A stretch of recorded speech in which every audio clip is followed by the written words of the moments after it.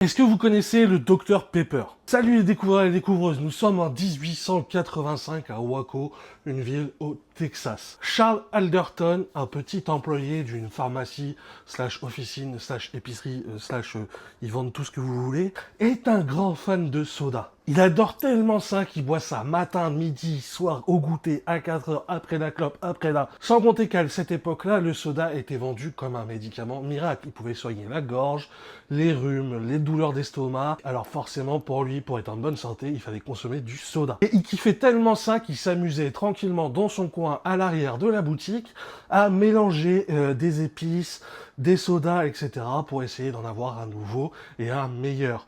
Et il y a une chose en plus qu'il essayait d'avoir, c'était l'odeur de la pharmacie.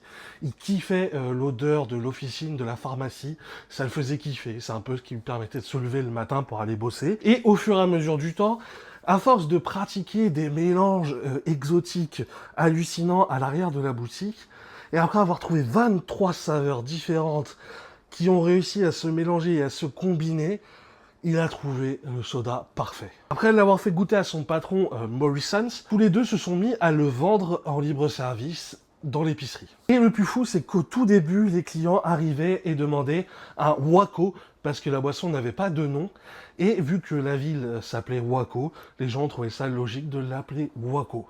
Et il faut savoir que le nom Dr Pepper est arrivé une fois qu'il a cédé les droits d'exploitation à son patron. Et ce dernier, sans savoir pourquoi à l'heure actuelle, parce que personne n'a la véritable signification de ce nom, appellera ce merveilleux breuvage Dr Pepper. Et pour les connaisseurs, faut savoir que l'histoire se rapproche énormément de celle de Coca-Cola à un an près. Dr Pepper, c'est 1885 et Coca-Cola, c'est 1886. Si ce petit vertical, cette petite histoire vous a plu, n'hésitez pas à vous abonner, à commenter et à partager. N'hésitez pas à aller voir ma chaîne YouTube pour plus d'histoires, d'aventures et d'exotisme.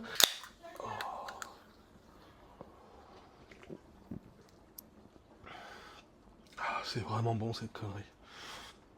Et je trouve quand même que ça a un goût qui se rapproche vachement beaucoup du Jägermeister pour ceux qui connaissent. Prenez soin de vous, à très bientôt.